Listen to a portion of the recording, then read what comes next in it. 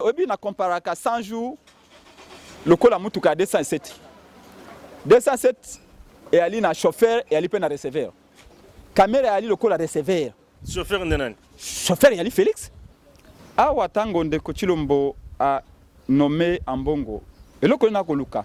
On suppose qu'alingi Ambongo a géré mo solo malamu. Mais tant que tali na bokebi nyonso to monete alakinde motambo Kabila Cheli Ambongo. Na bossa na katema loba Vital Kamerhe yebisanga na 2012 tango iwana mwana mboka Pierre Jacques Cholupa na prison. Ayebisanga ndeko Prince Penge Kabila c'est un homme rancunier. Donc awa sikawa ba délégué tout FCC na kashi ba kotinda bakoya koyiba Mbongo iwana. Et à la fin moto ba ko porter chapeau ezala Mbongo. Appuyez sur le bouton rouge là où c'est écrit abonner. Abonnez. Donc si vous appuyez une seule fois, vous vous abonnez directement. C'est une façon pour vous de nous soutenir.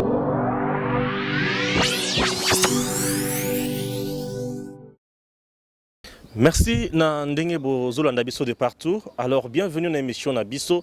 Tomesa toujours Kolanda Actu Plus. Actu Plus, je reçois aujourd'hui le président Prince Epenge pour tout le makambo na RDC. Covid-19, le président de la République Félix Tshisekedi a nommé structure moko pour na kotala makambo ya fond na matali solidarité presque nationale. Ba nommé cardinal bien sûr Ambongo.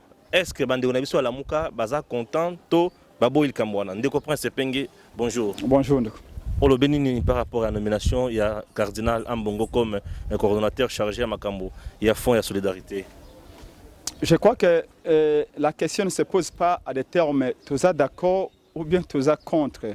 Tous séparés de séparité. Ba déjà que kolo pona ko sa plaisir na batoté. Ba déjà kamboka pona ko trouver solution pour na bato. Et donc ceux qui nomination en Bongo et zali pona ko luka solution, nous ne voyons pas d'inconvénients. D'autant plus que ce Kolanda qui tata mo konzeko le Congo, Martin Fayulu sika ali aux États-Unis. Assis à Loba qui était moto aliboso il y a un mois à Benga qui va congolais na ko la caisse de solidarité nationale. Oyo a simbisa ki yango na maboko ya Caritas. Caritas ezali organisme catholique oyo sala kama kamebele na Congo. D'ailleurs na intérêt en boka na biso bango ba futa ba enseignant tu à l'état. Ngo lo baki ete ba congolais banso bana capacité ko na $5 na quelque chose bakenda kotika mosolo kuna pona kosunga ba minganga kosunga comité à riposte pona ko lutter contre pandémie oyo. Coronavirus ezali réalité ezali ko frapper mboka na biso esenge to conjuguer ba force pona ko longa yango. Maintenant likambo ya Tata Cardinal Ambongo se pose à quel niveau? Inquiétude et alimoi moqué. Mais normalement il faut retenir que pourquoi Tolinga Kabanga Nzambe ba kota na masolo et belé. On suppose que Batouba na bonne moralité, on suppose que Batouba na éthique, on suppose que Batouba banga Nzambe. Yako moni même tango to yalaki nanu biso na ndeko na biso Félix Tshisekedi, papa Etienne yemoko le son vivant. Tobandaki koza très souvent kuriku na ba église na ba catholique principalement. Parce qu'on suppose que ba ali na église koza na milieu ya village té. Village yango to yebi yango té. Et église faisait du côté de la vérité. Ce n'est pas au milieu du village. Alors, être du côté de la vérité veut dire quoi? Que balanda et sika o intérêt à peuple yali. Yango moni to kendaka na accord ya Senko, to salama kambona CLC, même tango ya Mosengo. Tant papa Tshisekedi a comme premier ministre après CNS. On suppose que Banganga Nzambe bako sala makambo lenge longo bani. Awa tango ndeko Chilombo a nommé Ambongo. Et loko na koluka. On suppose que Alingi Ambongo a géré mo solo malamu. Mais tango tali na bokebi nyonso to monete alakinde motambo Kabila Cheli Ambongo. En réalité ba piéger yé. Piégé pour Balingi ba salir yé. Balingi ba tchaye na potopoto ya bayi politika. Tu sais que na bossa na katema loba Vital Kamerhe yebisanga na 2012 tango iwana mwana mboka Pierre Jacques Cholupa na prison. Ayebisanga ndeko Prince Epenge Kabila c'est un homme rancunier. Kabila bossa na kate. C'est que les gens ne comprennent pas avec ce type là. Je n'ai jamais oublié maloba ya ndeko Vital Kamerhe yebisanga face à face boy. oyebi lolenge ambongo pe mosengo batelemi régime ya Kabila soki bamindele bayebaki exécution détournement de fonds au Kabila sali eza entre autres grâce ya effort ya catholique et Kabila azaka na rancune na banda kala ayebete catholique nde précipité même fin ya régime na dans une certaine mesure. Alors il a toujours voulu prouver que batwana baza sainté yango moni bazwi makanisi ya kosimbisa mbongo kesi nganga nzambe ko pesa ye kesi ya mbongo a gérité même na Biblia balobi esika nyonso mbongo yali makelele yalaka. Oyebi na asala trahison ya Jésus na Biblia kama tasimbaki mbongo lelo nous pensons que mbongo akoki kozala gestionnaire ya mosolo wana te parce que qu'est-ce qui va se passer?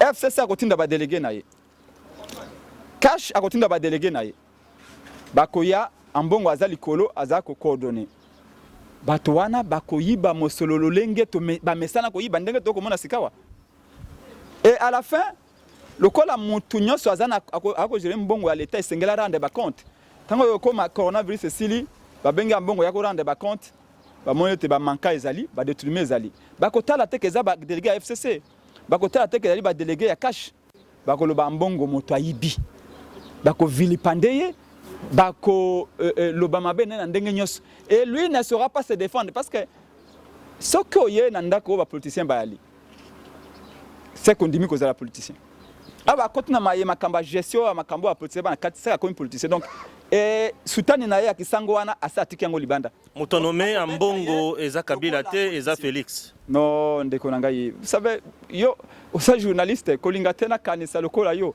ngai na yebi prince penge doko mona bo na yebi vérité ça n'est pas moto nommé ndeko prince ngana yo quitté nulle part batangi d'ordonnance au Kabila a signé eza Félix moto a signé est-ce que yo Kabila ndenge nini on se pose la question pourquoi na veille nyonso ya nomination ce qui ndeko Félix a nommé lobby 2 jours avant fakuta na Kabila bomitu na kate tangelanga une fois au Kabila Félix a nommé batu oyo avant nommé akuta na Kabila te po na kuta na ganesha chaque jour ba c'est un président bazaka na Afrique kaka na Congo te so ke na Côte d'Ivoire c'est un président azali so ke na Sénégal c'est un président azali so ke na Ghana c'est un président azali so moni ba c'est un président na ba nouveau président bakuta na presque 3 fois les mois le ko le pas na biso bino bwana matoyi ya koyoka mabolingi koyoka te bwana miso komona bolingi komona te c'est votre problème. Moi je suis politique je sais na ba information yo zali na ngote ambongo yali motambo nde bacheli normalement ambongo esengeli a délégué nde bato tout d'abord ana soutani ya sango azali c'est un cardinal quand même azali na mikumbe belé inke na église na ye ya kosala akozala concentré te na kotala olengeli ni mbongo parce que mbongo wana belé déjà banque mondiale 363 millions de dollars c'est beaucoup d'argent tala miso abatona to efongami otu ya mbongo yiwana donc awa sikawa ba délégué tout FCC na kashi bakotinda bakoya koyiba mbongo yiwana et à la fin moto bako porter chapeau ezala mbongo pona nini polo bitango Kabila koya ni idée ko modifier constitution na ye ko saba biloko na ye moye église efonga monokelo baso réalité po église ali camper na buzoba ya ba politicien yango to lobi église azaka toujours gardien moral gardien éthique église azaka musika na mayeba so ba politique bako sala comme ça so ke biso ngito déraper église rappeler biso à l'ordre ndenge wana to zaki na mosengo to zaki na cardinal echu même metango ba malula ba yalaka na ba 60 c'est comme ça bazaki lokola boussole ya société mais ce que église o l'éthique libanda makambo ya buzoba wana église ye komela na biso masanga na bar et ça sous église te parce que bazo na débat politique papa mbongo si je to ko sala yete amilongo na makambo ya wana base azala lokola superviseur ya lolenge bako dekese ba fond lolenge bako sambongo comme ça soka moni détournement ngesalama ya beleli mais batia ye na katikati pour gérer ba fond wana et ali motambo batia ye pour ba prouver lobi balobi tala moto abandeli ko pesa Kabila leçon ya gestion tala ndenge mbongo ya Covid a détourné yango mais kezala ye mutako détourner te mbongo mutako détourner te ezali ba délégué ya FCC ba délégué ya cash ba auto détourner awa bomona yango te Ndeko Prince on va changer comme par miracle lobi ndembongo ya FMI wana nde ba ko gérer malam Ndeko Prince si je comprends bien nazomona vraiment que la muka comprendre que mbongo a trahir ye puisque Ambongo soutenait en quelque sorte le résultat à Martin Fayulu. Et aujourd'hui, le fait, il y a comme un Ambongo qui n'est pas Félix, c'est comme qui dirait Ambongo a légitimé le pouvoir de Félix et a trahi Martin Fayulu, a laissé tomber Martin Fayulu, et qui semble avoir une lutte un peu obscure en quelque sorte. Non, encore une fois, Motuna Nawe Ali Malamote. Les Cambouézaliens ont réalité à soutenir Félix. On fait des analyses. Oui, même dans les analyses, parce que Fayulu a Tina Ambongo à soutenir réalité. Toi soutenir réalité, Félix a Tina Ambongo à soutenir réalité. Toté. Les Camboué avant tout Yamboka. Toza kota la Makambo objectivement pour Nakoloba. Que Papa Ambongo, le col gardien et moral, paix et éthique. Hein? Et ça, le col entraîneur. Entraîneur, dans les bandes, il y a terrain au match. Pour mon amalam, pour abenga ba jouer na ça y est bongi ça ici ka BBC. Et on mon entraîneur a changé le système de jeu. Pour nanin, pour te yemoka zali impliqué na terrain te. Il y a zali banda azali comme on avec un panorama, avec une certaine perspective, le lingue quelqu'un na terrain. Mais ce qu'entraîneur a longue na ban na y entraîneur a comme na 4 terrain le col joueur. A comme on a susubiré mingité. Papa mbongo tolingaza le col entraîneur. Atika le sika wana amonaka apesa ka point de vue na ye. Kasi soki ba tie na 4 terrain a comme le col joueur. A raté l'occasion belé ya ko sala ete ba joueur bas beta bale malamu eza façon moko na tize métaphore na pona langage imagé pona ko lakso ete ye lokola nganga nzambe mosala na ye ezali ya soki biso ba politicien to bungi azongisi biso na nzela soki ba politicien to salimbeba papa mbongo lokola azali moto nganga nzambe akozongisa biso na nzela mais soki ya ye na biso esika moko to komosa politique esika moko to komo gérer mbongo na ye ya l'état est commis dangereux parce que il y a un principe, il y a redevabilité lokola ko gérer mbongo ya l'état lobi kuna il faut rendre compte na peuple lenga ko gérer yango oh to bete mbongo ye wana ya banque mondiale bimi bako détourner yango na ba délégué FCC na cash ko bossa na tete coordination wana za ko za composer ba mambo Félix Otinda pona cash ba mambo Kabila Otinda pona FCC ye mbongo ba tie sika yiwana akosala nini soki akangi madusu nyoso bakoloba ayibi alors pression politicien akokangote et ça nini afongoli ba porte ba yibi mosolo et à la fin bakoloba oyo boye sango mobimba cardinal mobimba to pese mbongo Congo a gérer yango ayibi mosolo à Congo en ce moment là mythe ya basango image prestige wana respect aux na basango pena cardinal ekosila pona nini lelo papa cardinal Mosengo soka bimi alobika loba moko ma biso mba tout ko sala attention to ko separa nango c'est parce que article une image wana mutu ya sagesse ba benga kana makambebele yo so mona cardinal Mosengo asengi alekina stade alobo Kabila prometanga jipe après sangate papa mbongo yere moko pe azala quand même moi même biso bilengo boye vo mena tambola makolo ke oko senga Kabila jipe Kabila atika basango mutakala awa oko senga Kabila jipe oko zwaka jipe na mboka kamere tout ça il se contredit trop il faut atika une image ya Malula atika une image ya monseigneur Mosengo atika une image ya cardinal Etu obe vérité des îles to koloba lelo vérité des îles bandi lelo te vérité des îles bandi na papa Tshisekedi na 2011 ngana zali moko ba cofondateur ya plateforme dynamique Tshisekedi président en 2011 tango papa cardinal Etu alobaka ba résultat ezali publié en 2011 ezala contraire na vérité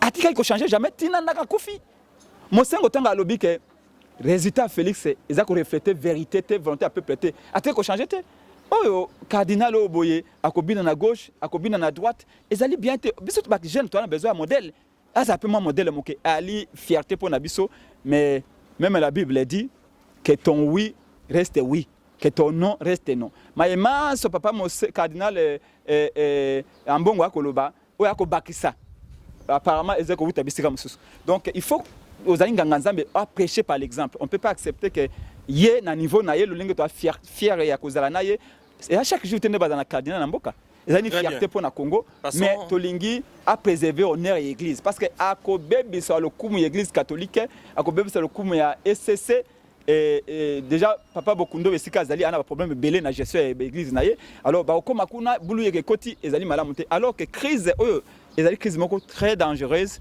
on a besoin ya bateau baye basali mosala malade sili oyebi ke ba confiner Gombe mais indirectement ba confiner ba commune nyonso parce que centre activement ngai biro na ngeza eza na Gombe et puis ba kangi Gombe ba activité za société 60% bakino bakenda koluka kosa musana gombe bokangi gombe boye ba ete bakangi ba commune nyoso indirectement donc moto nyoso comme na passe ya kolesa bana na ye ya ko futela ndako likolo donc malade sengeli to si sango noki to abréger souffrance ba congolais ba to ba reprendre misana bango malheureusement bazali ko gérer maladie au coronavirus lolenge ba gérer ki ba so de mouton na bango na 100 jours na tantonnement on ne sait pas na osa musala nini et tout ça légèreté négligence.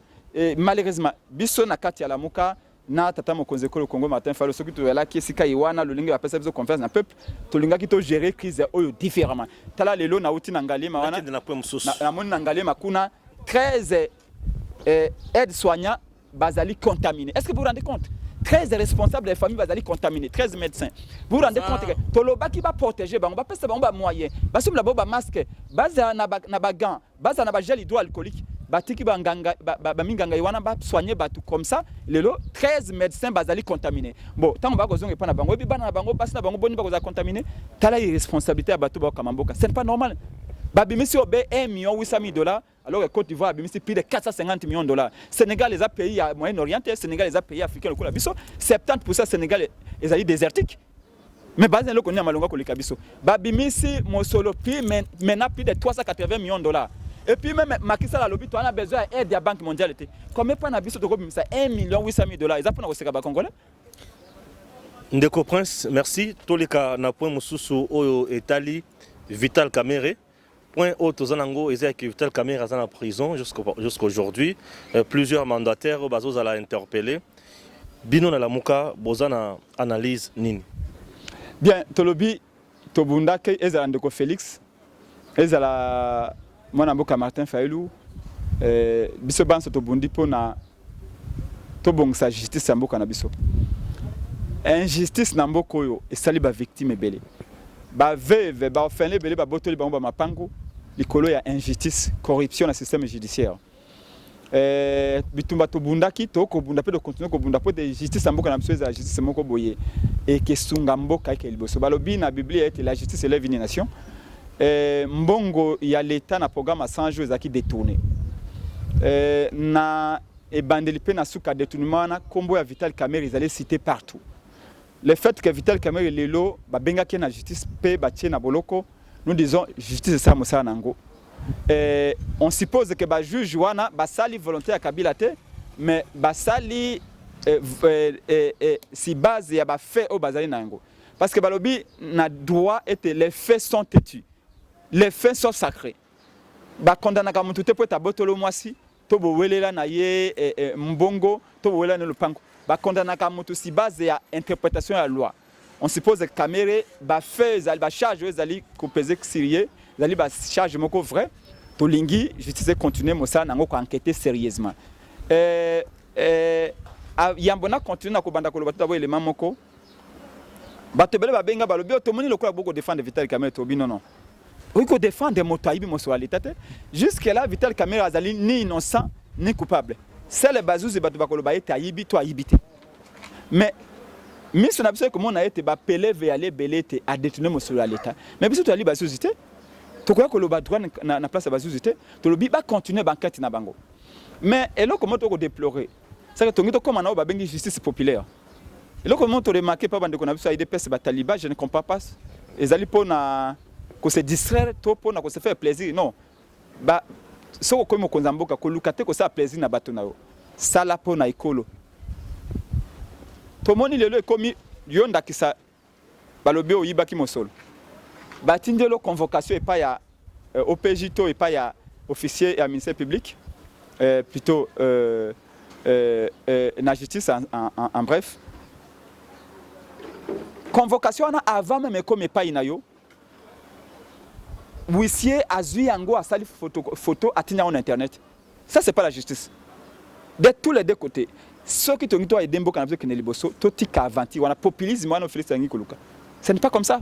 Mais Félix moto atinya en internet était. Non, il y a une procédure. Et ça démarche moko boye entretenir financer. On ne peut pas comprendre qu'il y a une convocation balancée dans mutu avec comme pas destinataire convocation comme internet. Ça se fait pas. Balobi na droit instruction zali secrète. Mais c'est une faute dans le chef, il y a battu un service. Mais ça, je dis, na lobby ezel et loko régime hybride M. Félix Kabila et sali volontairement. Pour nous, le peuple, mon état de droit. État de droit, ce n'est pas ça. État de droit, il y a respect à procédure. Supposons qu'il y a Ibi. Non, les exemples. Les exemples. Batindelo convocation. Voilà. Supposons que le binga na Ibi. Batindelo convocation. Convocation, ngande nazali destinataire. Il faut que melangai, ezali que concerner ngai. Avec comme pas nangai, na comme qu'à prendre des convocations internet. Supposons que ngai nazaki na ba complice nangai. Tant que ba complice ba comme na convocation internet, ba kokima déjà. C'est ce qui fait que bato banganga maye baloba instruction judiciaire faisait toujours secrète. Tant que ba comme ba enquête si Vital Kamerhe faisait toujours en cachette. Pour bato bazaki impliqué ba kimate. Mais combien aboye batindeli DG ya OGFM convocation avant même comme on a déjà OGFM convocation comme dans internet. Ça veut dire quoi? C'est ça l'état des droits? Non, on les alliés vice des procédures et les alliés ko bebisa le lingue justice ça musala na yango. Mais dans les fonds nous disons mais c'est Kamerhe il faut sambisaï. Mais à part et après il y a ko sambisa Kamerhe. Les plus importants pour le peuple, Mosolo Nyonso Yibamaki, les allez estimer à 250 millions de dollars. Et ils ont la caisse à l'État. Parce que Tomesana Makambu Yabakangi Moutou, 3 mois après, ils libéré, à un fois, ils ont la caisse à l'État. À quoi bon? Tout le monde est bon, ils ont 35 millions, il y a Robank. Ça, c'est Robank. Mais je vous parle de plus de 250 millions détournés. Procédure Ezalina. Thierry Temance, Azongisi, Mosolo Yoana, c'est bien. Mais tolingi centime nyoso ba yibaki ape parce que ça bon à peuple retenir eloko moko et si ka nyoso ba ko détourner 100 francs à peuple il y a ba enseignant ba ko kufanzala il y a ba professeur université ba ko kufanzala parce que moya ko payer bango ezalité ezali na ba médecin ba infirmier ba ko kufanzala ezana banzela o ba ko tongate ezali courant na mayo sengeli ba sala ba robinet ba sani ba ko bongsate donc chaque centime est détourné ezali n'intérêt à peuple. D'où les plus importants ezali bokangi bato botie ba na makala c'est bon. Mais est-ce que Mosolo bango ba yibaki kezonga? Obi okanga bato bandi lote même temps Mobutu azalaka Mobutu ba ndo kanga bato sous régime na ye. Mobutu ba ndo kanga ba ministre na ye bato ba posta na te. Ba parents bazaka va biso ba koyebisa biso. Mais Mobutu akosala ba vanter kangi bato abimisi bango Mosolo tikali toujours. Bazong c'est le côté. Kabila pe sous régime na ye avande okanga pe bato. Ko bosa na te boshab. Bochabe pour Nambongo il y a 32 millions à signer loba yibaki na Kabila Bochabe Kabila loba na ye il faut que démissionner Bochabe a démissionné donc il y a même un sang na kata dictature bakanga pe batu ba libérer batu et le cause plus important c'est que plus de 250 millions à peuple plus de 250 millions à peuple au ba yibi est-ce que zonga na caisse ya l'état pour bénéficier na ba congolais le loto ko luka Mosolo pour na ko traiter batu coronavirus ba bi Mosolo réalité pour na ko détourner mbongo Mosolo yalaki mais pour na ko traiter ba congolais ba bi Mosolo réalité ba ko zela mbongo à Banque mondiale alors que ba payer le Côte d'Ivoire le Sénégal balobi tu as besoin de mbongo à Banque mondiale te to kota na caisse na biso moko ba congolais to bimisa mbongo na caisse na biso ba bi mbongo réalité donc bref nous disons Vital Kamerhe il faut pas s'ambisayer toyeba exactement qu'est-ce qui s'est passé mais est-ce qu'il faut que souka na Vital Kamerhe je dis Prince Penge et là point de vue nangai pe point de vue na kati ya lamuka to kan cette Vital Kamerhe azayi mon côté motari ko yiba Mosolo 250 millions ye mon côté c'est pas possible. Azanani. Vital Kamerhe, obi na comparaka 100 jours, le col a mutuka 207. 207 et ali na chauffeur et ali pe na receveur. Kamerhe ali le col a receveur. Chauffeur ndenani. Chauffeur et ali Félix. Accident salami. Ba enquêteur ba kay ko mona, ba enquêteur ba kay ko mona receveur. Ba sambisie. Kamerhe ali receveur. Chauffeur a mutuka ali Félix. Ba ko suka na receveur, te ça ko mona Félix. Oya za chauffeur. Il faut qu'à chaque niveau les responsabilités soient établies. Kamerhe aza directeur ngana zaki directeur cabinet à Chalupa. Chalupa oyebe azaki na ba compagnie belé. Ngata na okende kozwa mbongo par exemple na banque $50,000. Na kozwa yango na kombo à Chalupa. Na kozwa yango kombo na ngaite. Soki na keiba moni signature à Chalupa te ba kopesa mbongo te. Comment est-ce que Kamerhe ko signer mikanda lobi le chef d'État m'a instruit. Le chef de l'État m'a demandé de. Et puis le chef de l'État lobi on a ibi le kamomo côté. Non. Il faut que ceux qui basisi na Kamerhe ko yokaye et Stengeli paye à un certain niveau, bayo kapen de ko Félix tolobi te kaza coupable. Tolobi te kaibi to aibi te tolobi to ce que ezali to en état de droit. État de droit linko lo baye te mibe ko ezali ko na biso nyos. Félix pe na niveau na ye bayo kaye qui donne sa version des faits. Qu'est-ce qui fait que j'étais dans le cabinet azako yiba ya zaiba kilo comme côté. Ezali a failli na mission na ye. Parce que le directeur de cabinet agit au nom et pour le compte de son chef. Moi, j'étais directeur de cabinet pendant 5 ans. Quand Ndeko Félix, c'est que il y a ça, peut-être Chaloupa Koufia. Azobela, Ndeko Félix, a pesé un bongo, peut être que Ndeko Tete Chaloupa. Toi, on est là pour régler Ndeko Félix. Toi, on a compte mon côté, mais tu ligne que vérité est établie à tous les niveaux. Nako Soukanelo Komoko. Balo Baka toujours que le président de la République, le chef de l'État, est la personne la plus informée. Balobi Mokonzambo Kazaka moto ayebi koleka bato banso na kati ekolo. Comment expliquer que Félix Makambo Manso Kamena Sali ayebi angote alors Kayebi Maïmanso va koleka na Congo. Vous trouvez ça normal? Donc Merci. nous voulons que les responsabilités soient établies à tous les niveaux. Wane demande à la Mouka. Nous disons que Kamere bénéficie de ce qu'on dit, la présomption d'innocence. Jusque-là, il n'est pas condamné définitivement. Je vais juste Balobi te Kayibi, toi Ibakite. Balobi, Ezan a ben 10. Il y a culpabilité, ils allaient peser sur lui. On laisse à la justice, on encourage les juges à continuer le travail. Paye à Koloba Bato Banso, Oba Ibaki Mosula l'État, Babi Misa Mosula l'État. Remarquez le Komoko, 80% de Bato Bataki na Makala tout Babimi. Mais bon, nous avons un caisse à l'État. Kakara au banque. Merci. Donc, Merci. Makala Babimi, Mosula Zongite. À quoi bon? Donc, ils allaient pour la galerie, ils allaient pour le état de deux états de droit, alors qu'en réalité, et là, les Congolais qui sont intéressés, Bango Yalinde, Nanatika qui batouana Baïba.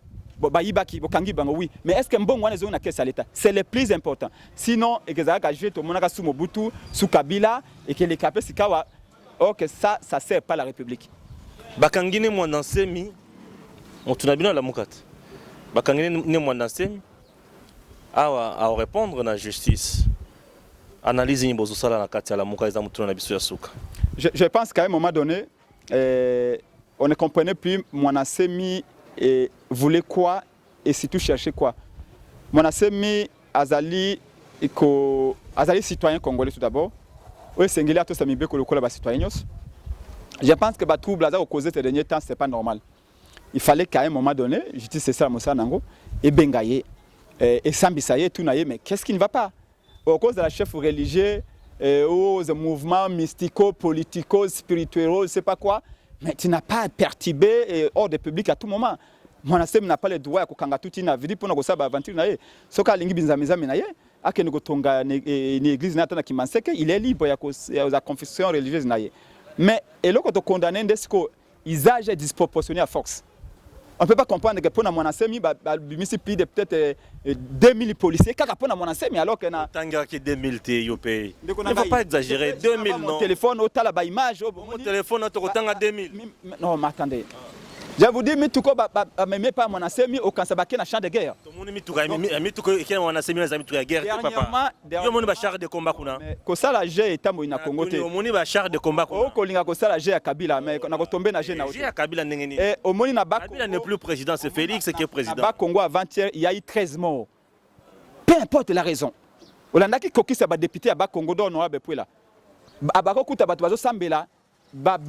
Fongoli moto babomi 13 personnes. Ce n'est pas inacceptable. Et plutôt, ce n'est pas acceptable. C'est inacceptable. On ne peut pas comprendre. Batoana bana midu kite ba ko maîtriser bango na maboko. La police na biso bazali formé pour na ko maîtriser bato na maboko. Pourquoi ko boma 13 personnes s'il vous plaît d'un coup? En plus bakuti bango na lieu de quitte na bango. Ce n'est pas normal. Donc tolingi makambo esa molingi sengeli, Mwanase mana droit à ko perturber hors de public internellement. Faut pas ça. J'ai même l'impression que sengeli ba me maende na l'hôpital. Traiter. Et quelque part, il y a trop d'incohérences dans Maya Kosala, ce qui fait que normalement, dans un pays démocratique et civilisé, tout d'abord, il est en pleine possession de toutes ses facultés. Maintenant, ce qui est responsable à ce moment, il y a un tribunal. Il y a la police. La police, il y a un expert en psychologie. Donc, il faut un psychologue. Babengela ye moto ayebi ko interpréter comportement moto batala malam parce que bilo comme ça ko sala soko tali c'est pas normal. Après wana bakoloba ete azali responsable et ba acte naye et azali en pleine possession de ses facultés. À ce moment-là bako memaye devant ba tribunaux, pe bako ça mais c'est pas c'est un citoyen congolais. Mwanasemi n'est pas au-dessus de la loi et c'est un moment donné ba le stop. parce que makambo par exemple non originaire Congo, c'est pas normal. On peut pas construire la République comme ça avec quelqu'un qui pense que Soko Zali Moutetela, Soko Zali Moulouba, Soko Zali Mongal, Koko Zanaba Congo. Non, le Congo est une nation et qui dit nation veut dire Koko Zana Bandundu, Koko Zana Équateur, Koko Zana Kassai, Koko Zana Sankourou chez moi. Tu es chez toi au Congo. Alors, velléité sécessionniste, ils allaient dépasser et nous pensons qu'au sein de la Mouka, nous condamnons son attitude. Mais de l'autre côté, le lobby, force au bâtissé pour Monasem, ils ont se justifié. Monasemi, Ali Mwakate, Monasemi, Ali Namindu Kite, à moto bako Kangana Maboko, bako tinda 40 policiers, 20 commandos, maîtriser dans Maboko, au leba Bomakabato, chaque fois bako Mipanaï. Kasongo Soka Linga, avec sa force, il peut envoyer bien ces gens.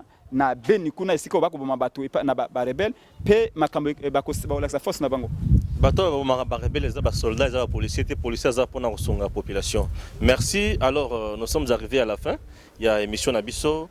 Merci Nandenge au répondre quand même une invitation Nabiso de Prince et Pengue. Natondio botondi. Voilà, Nzambe abattre la RDC. Merci na Gims Lukum.